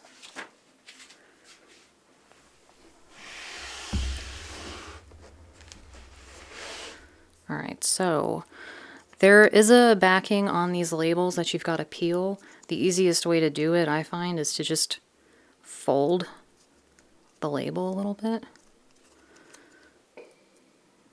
And then you can peel that off. And I put my label right about there.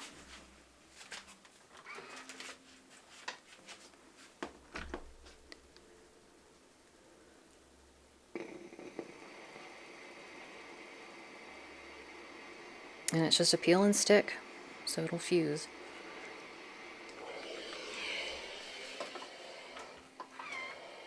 You do want to be careful too, if you leave your iron on that too long, it could scorch. So just keep that in mind. So that's the thread bed. Now I'm going to show y'all how to do the snap closures. All right, I linked on my resources page. Let me bring that back up.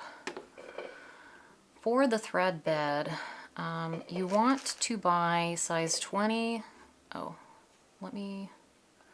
y'all can't see what I'm doing, so hold on. You want to buy size 20 extra long plastic snaps. I buy mine from Cam Snaps. They're awesome. So these snaps do not literally snap together during installation. They snap together when you're fully done and you know, closure-wise they'll snap together. But I've bought the ones off Amazon that you snap together to install, and they almost always come apart. So I really like Cam Snaps, and I will show y'all how these work. I also linked to, on my resources page, I linked to the pliers that you need to install the snaps. I purchased, now you can buy them from Cam Snaps if you are buying your snaps there. I had already bought this set from Amazon, and you get different sizes. You get the awl, and there's a screwdriver that comes with it, so you can replace the shank. $10, so really a pretty good deal. Or you can buy the one, I think Cam Snaps has tools, maybe. So you would want the basic pliers. So you can get a starter kit that comes with snaps, or you can just buy the pliers. So up to y'all how you want to do that. I just ended up with what I have over time as I found what works better. So, all right. So you want, this is a tailor's awl, AWL. I don't know if I'm saying it right, but it's got a sharp end. And now my thread beds are 8x6 when they're folded. So the long side is 8 inches, so I'll kind of find the center. And I'll put my snap, I'll put my awl through it for my snap. I don't really want it to be, and sometimes it's just unavoidable, but I don't really want it to be in the binding, is what I try not to do. So once you have found the center, I'm about an inch from the edge. You're gonna poke your awl through all the layers without poking yourself. Okay. I go all the way to the widest point of my awl. And then we're gonna pull it out. And we've got our holes ready to go. So now I'm gonna take my snaps. I need 2 covers. And then I need 1. This is the male. I will let y'all determine how I named that. That is the male snap. And then this one is the female snap. Okay. So I always put the male on the front, well, on the inside front. So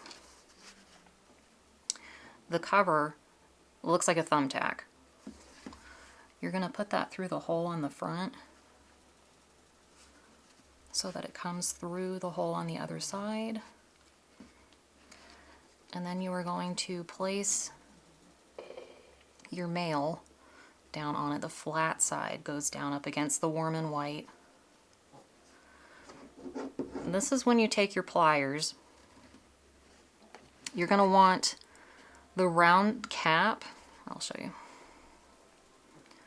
This is supposed to fit, oops, right inside that little die cut rubber thing.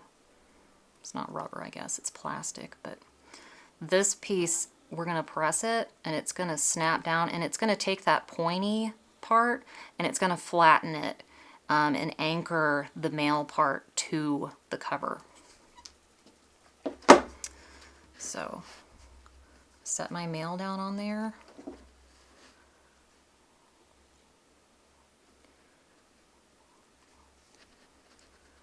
And then we're gonna squeeze. You don't really have to squeeze very hard.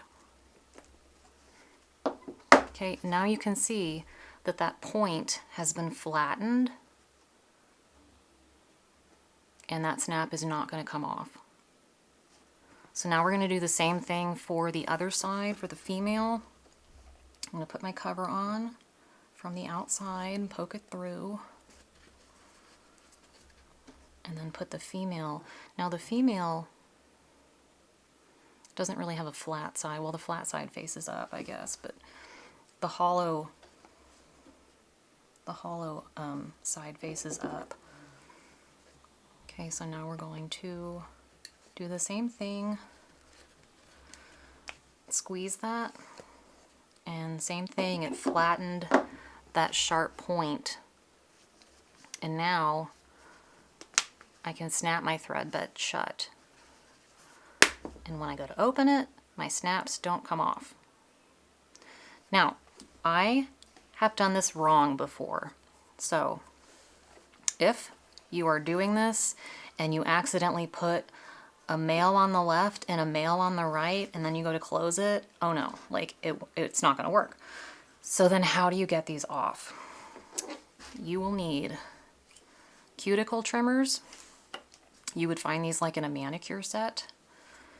And I had to do this once or twice, but you're basically going to have to destroy the snap.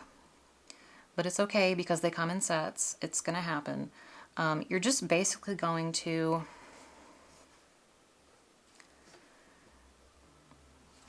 in fact, I'll sacrifice one for y'all.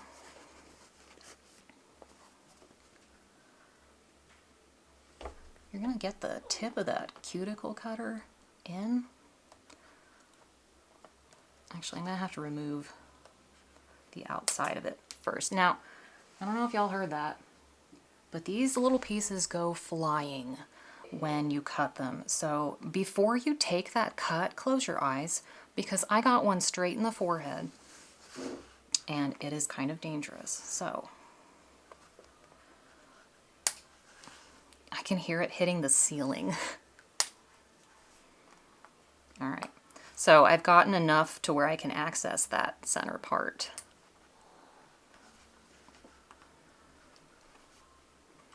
And you really just got to chip away at it carefully. There we go. And that is how you remove your snap if you mess it up. So I think this was maybe less than $5 on Amazon. You can get them at the drugstore. So now I will go ahead and replace that snap that I destroyed.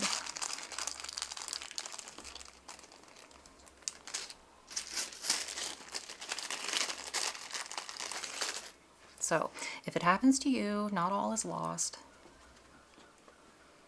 Like I said, I've done it a time or two. You just get zoned out.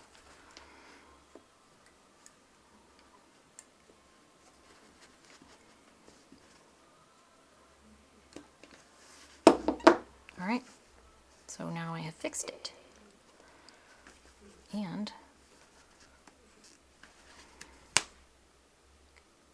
see if sometimes if you are having trouble closing it, it just means you need to press it a little bit more. Because sometimes there might be a piece of that point still sticking up a little.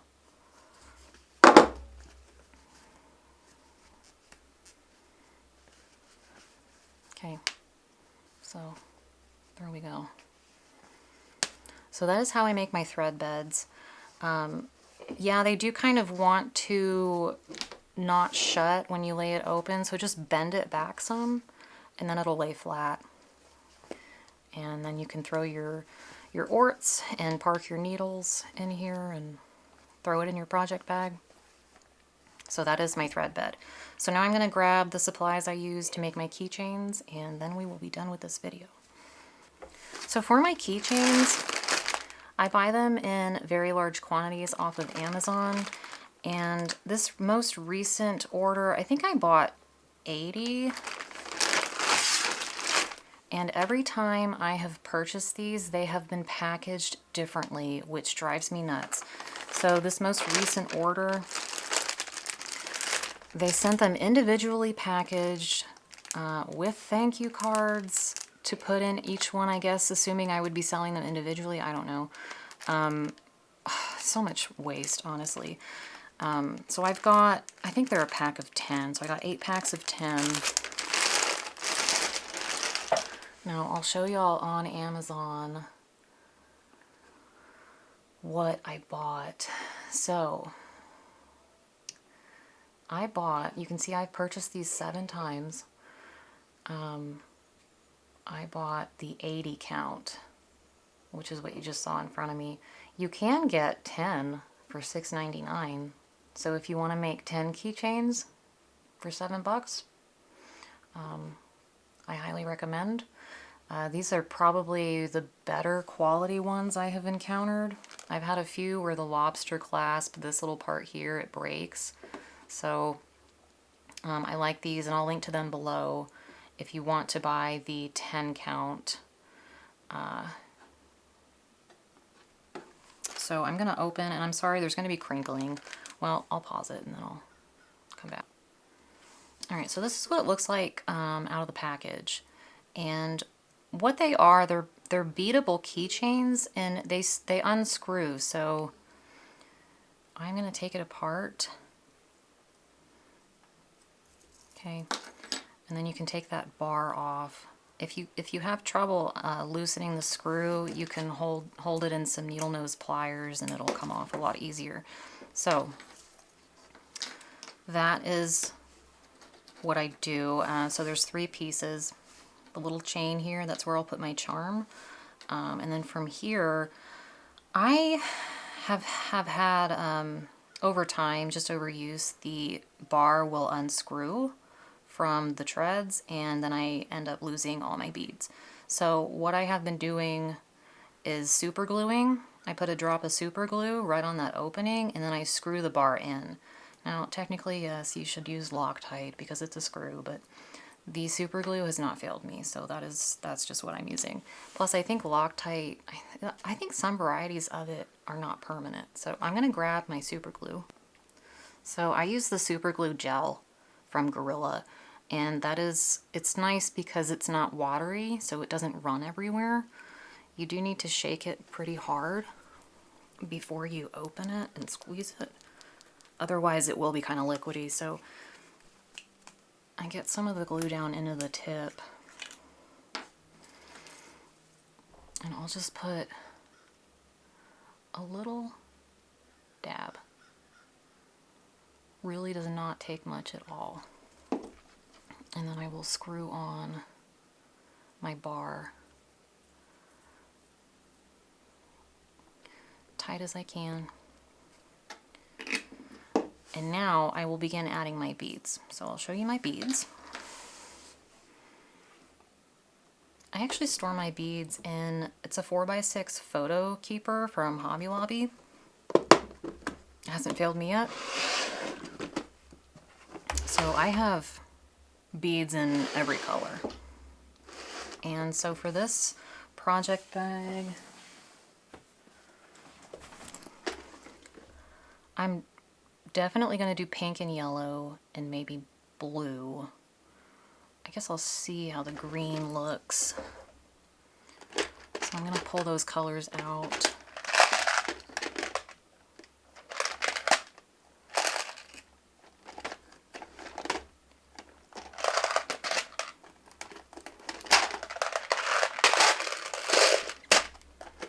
And then I like the sparkly beads. So we're gonna see how many I can fit on the bar.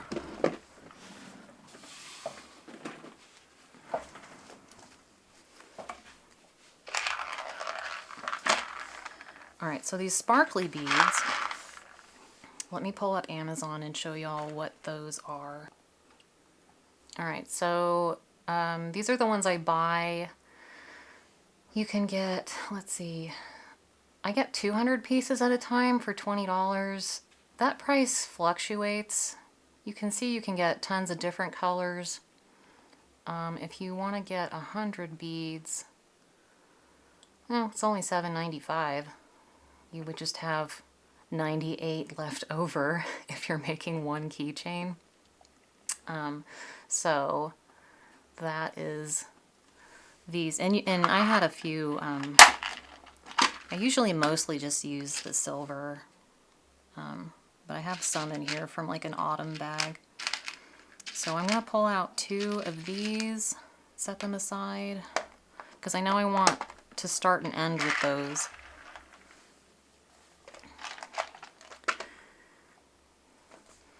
Okay, the other beads I use are these, and they're in different colors. You can get different sizes. Oh no, I guess they're the same size. Well, in terms of quantity, you can get different quantities. So you can get 60 pink beads for $7.99. Looks like you can get orange for only $3.99. But I just, just search for large hole beads and see what comes up. So I've got pink, I've got blue, I've got, is yellow on here? Oh, here's yellow. And the green. I think that green, maybe. I don't know. I've just sort of accumulated and combined my beads as I order them, so I will link those below as well. So I am going to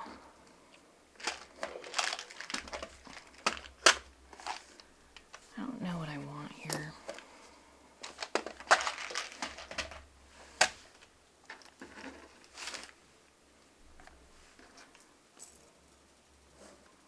I know I want yellow. Maybe like this one. And then I know I want pink.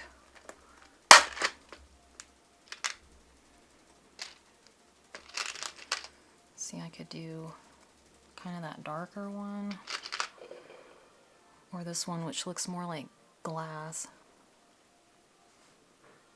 I think I like the lighter one. Then the blue.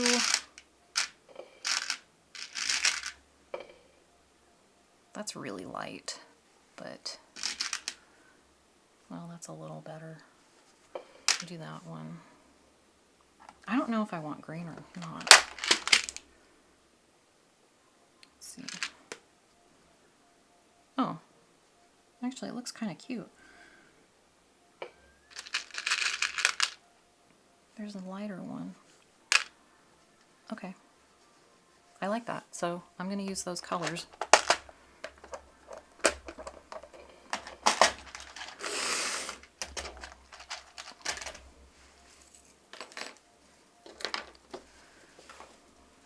Alright, so it's really honestly simply just a matter of putting them on the keychain and deciding the order you want them to be in.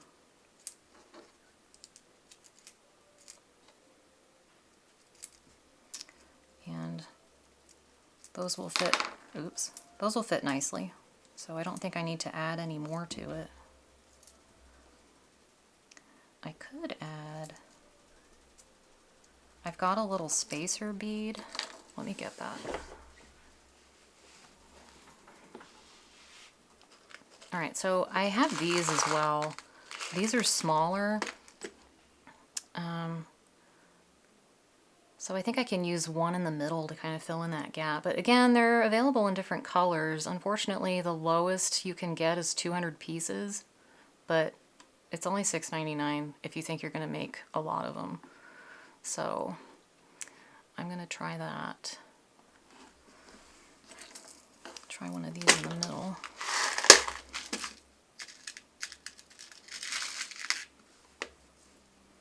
And I like to make sure that none of the crystals have fallen out. This one looks good, so see if that'll fit on there. And it does. So I can still screw on my end piece all the way. And I just have like almost a 1/16 of an inch left in space, which is actually pretty perfect. So I'm going to take my glue and add a little tiny bead on the tip of my bar. I don't know if y'all can see that. It really is a super glue gel. And then my coffee hands, if they stop shaking long enough, I can get that on there. It doesn't really dry that quickly either, so if it takes you a second, don't feel like you have to rush. Okay, so that is how I make the beaded keychains. And now I'm going to add a couple of fun charms. These are, I bought, actually, these are not the ones I meant to pull. Hang on just a second. These are the ones that I bought. They're kind of like a nickel plated jump ring. They're called jump rings, and I bought these. It's a pack of 1,000 for, what is that, $7.99? $7.98. 8 millimeters, round, 1mm thick. I had an epiphany early on that I should search Amazon to see if they sell open jump rings, and they do. So I do not have to take my needle nose pliers, put them in the jump ring, and then pry it open to put my charm on. I can order them already open, which honestly saves so much time, and my hands are not as sore. So I don't know if y'all can see, but that is already open for me. So for my charms, I'm just going to use what I've got. I forgot to order cute ones, but pretty sure I can make it cute. So I've got these little pearls. I also got these on Amazon. Let me pull those up too. Alright, these are the pearl charms I got. Pack of 100 for $10. There's a little bit of sparkle on them too, so they're pretty. And then I've got some leftover charms that I was thinking. I've got this little flower. There's a white one. There's a pink one. I've got a purple one. Did not use the black, so I have a lot of those. I'm not sure what color. I guess I won't do white since the pearl is white. See if I've got another blue one. There. What do we think of that?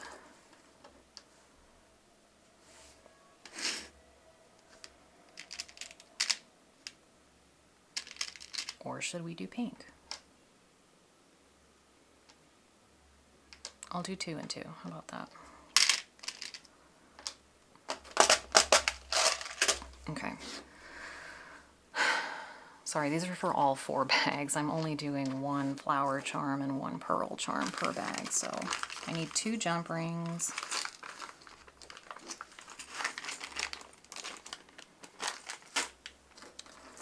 And let me move. Y'all don't need to look at this anymore. So sometimes I do have to kind of pry it open a little bit more with my fingers. It's easy enough to do. But I'll thread my charm on, put it on the last chain, and then I'll take my pliers and pinch it shut. Makes it really easy when they're already open. They stay rounder.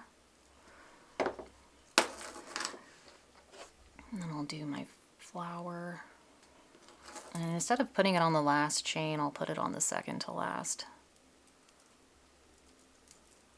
And it's a little too tight.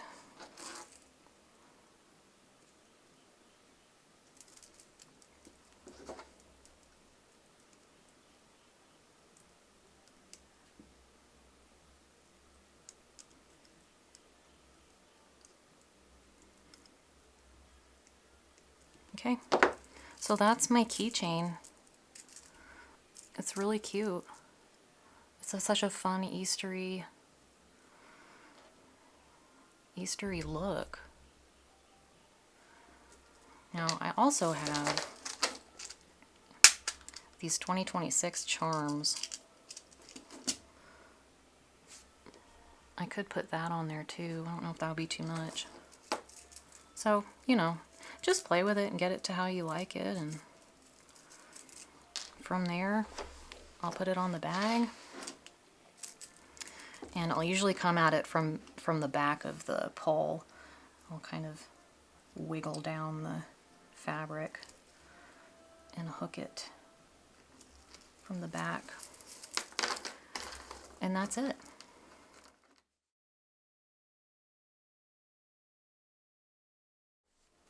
So here's the finished bag.